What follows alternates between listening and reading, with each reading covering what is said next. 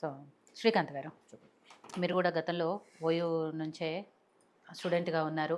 ఓయూలో ఏ సమస్య వచ్చినా నిరుద్యోగుల తరపునో, లేకపోతే అక్కడున్న విద్యార్థుల తరపునో, లేకపోతే అక్కడ ఫెసిలిటీస్ సౌకర్యాలు ఏవైనా అందుబాటులో లేనప్పుడు కూడా మీలాంటి వాళ్ళందరూ కూడా పోరాటం చేస్తూనే వస్తున్నారు. ప్రతిసారి మీ గళం వినిపిస్తూనే వస్తున్నారు. ఇప్పుడు నిరుద్యోగుల విషయంలో కూడా మీరు చాలా మాట్లాడారు. ఇప్పుడు రేవంత్ రెడ్డి రాబోతున్న సందర్భంలో ఏం చెప్పబోతున్నారు? నిరుద్యోగుల తరపున ఎలాంటి మద్దతు ఇవ్వబోతున్నారు? ముఖ్యంగా ముఖ్యమంత్రి హోదాలో రేవంత్ రెడ్డి గారు వస్తారంటే నాకన్నా ఆనందపడే వ్యక్తి ఇంకొకరు లేరు. ఎందుకంటే 2016 జూన్ 3 వారిని ఆర్ట్స్ కాలేజ్ వద్ద నా భుజాల మీద ఎత్తుకొని వారిని నిరుద్యోగులకు పరిచయం చేసిన వ్యక్తిని నేను. ఎందుకంటే అతనినే నిర్బంధించినారు. అప్పుడు అతన్ని స్వాగతంలో మేము దాపెట్టి ఆ రోజు రాత్రి తీసుకొచ్చి అతన్ని మేము నిరుద్యోగుల పక్షాన ఇతను గొంతుగా ఉంటాడని టీడీపీలో ఉండే, అప్పుడు కాంగ్రెస్లో లేకుండే. సో మా మిత్రులందరం కూడా ఒక పెద్ద సభ ఏర్పాటు చేసాం, నిరుద్యోగ గర్జన. అప్పుడు డిప్యూటీ సీఎంగా ఉన్నటువంటి బట్టి విక్రమార్క గారిని కూడా ఓయూ పోలీస్ స్టేషన్లో నిర్బంధించడం జరిగింది. సో చాలా సంతోషం. కానీ ఇదే ముఖ్యమంత్రి ఆర్ట్స్ కాలేజ్ వద్ద మా నిరుద్యోగుల కోసం వచ్చి గలం వినిపించిండు. ముఖ్యమంత్రి అయిన తర్వాత ఓయూకి వచ్చి ఓయూ ఆర్ట్స్ కాలేజ్ ముందు ప్రమాణ స్వీకారం చేస్తారని చాలా మేము ఏమంటారు అనుకున్నాం వస్తారని చెప్పేసి, కానీ అదేది జరగలేదు. సో తర్వాత కొంచెం సమయం ఇద్దాం అతనికి కూడా, నిరుద్యోగుల పక్షాన మాట్లాడిండు, తెలిసిందే కదా, చిక్కడపల్లికి వచ్చిండు, రాహుల్ గాంధీని తీసుకొని వచ్చిండు, తెలియని సమస్య కాదు. కానీ ఓయూ వేదికగా ఉద్యమాలు జరుగుతాయి, ఓయూ వేదికగా సమస్యలు తెలుస్తాయి. ఎందుకంటే ఓయూ అంటే ఒక మినీ ఇండియా లాంటిది, మినీ తెలంగాణ లాంటిది. సో ఇక్కడ ఉన్నటువంటి జ్ఞాన సంపద, ఇక్కడ ఉన్నటువంటి వ్యక్తులు, శక్తులు ఏ విధంగా ఉంటాయో రేవంత్ రెడ్డి తెలుసుకుంటారని అనుకున్నాం. కానీ రేవంత్ రెడ్డి గారు కాలయాపన చేస్తూ వారు కూడా ఇప్పుడు సుమారుగా 2 సంవత్సరాలు తీసుకొచ్చినారు దాన్ని. ఈరోజు కేవలం ఒక లైబ్రరీ ఓపెన్ చేయడానికి ఈరోజు వస్తా ఉన్నారు. కానీ ఓయూ సమస్యలు తెలుసుకోవడానికి వస్తా ఉన్నారా? కేవలం ఒక గంట సేపే వారు ఉంటున్నారు. ఇంకోటి పాసులు ఉంటేనే ముఖ్యమంత్రిని కలుస్తారు, అందరినీ కలిసేటువంటి పరిస్థితి లేదు. ఠాగూర్ ఆడిటోరియంలో ఎవరైతే వారు సెలెక్ట్ చేస్తారో వాళ్ళనే మాట్లాడిపిస్తారు. అంటే ఇది ప్రజాప్రభుత్వమా లేదా ఇది ప్రజా ముఖ్యమంత్రి అని మేము ఒకసారి ఆలోచించాల్సినటువంటి పరిస్థితి. అంటే ముఖ్యమంత్రి హోదాలో ఉన్నటువంటి రేవంత్ రెడ్డి గారు గత ప్రభుత్వం చేసిన తప్పిదాలను వారు చేయొద్దని చెప్పేసి మేము కోరుతా ఉన్నాం. రేపు మీరు వస్తా ఉన్నారు, సుమారుగా ఒక 20 సంవత్సరాల తర్వాత ఒక ముఖ్యమంత్రి ఓయూకి వచ్చి కేవలం ఠాగూర్ ఆడిటోరియం లైబ్రరీ లేదా బాయ్స్ హాస్టలే కాదు, మొత్తం ఓయూ ఉన్నటువంటి ప్రతి వసతి గృహం పోవాలి. ఎందుకంటే ఈరోజు ఓయూలో ఉన్నటువంటి వసతి గృహాల పరిస్థితి ముఖ్యమంత్రి గారికి తెలుస్తుంది. మీరు రెడ్డి హాస్టల్లో ఉన్నారు, సో రెడ్డి హాస్టల్లో ఉన్నటువంటి వసతులు ఓయూలో ఉండవు.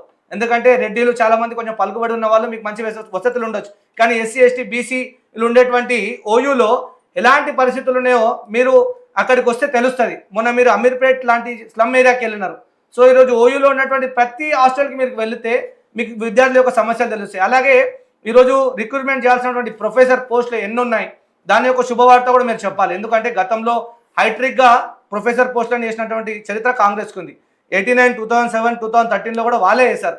సో ఇప్పుడు యువ ముఖ్యమంత్రిగా ఉన్నటువంటి మీరు గత ప్రభుత్వంలో రిక్రూట్మెంట్ చేయనటువంటి ప్రొఫెసర్ పోస్టులు కానీ లేదా నాన్ టీచింగ్ సంబంధించినటువంటి ఉద్యోగాలు కానీ మీరు ప్రకటించాలి.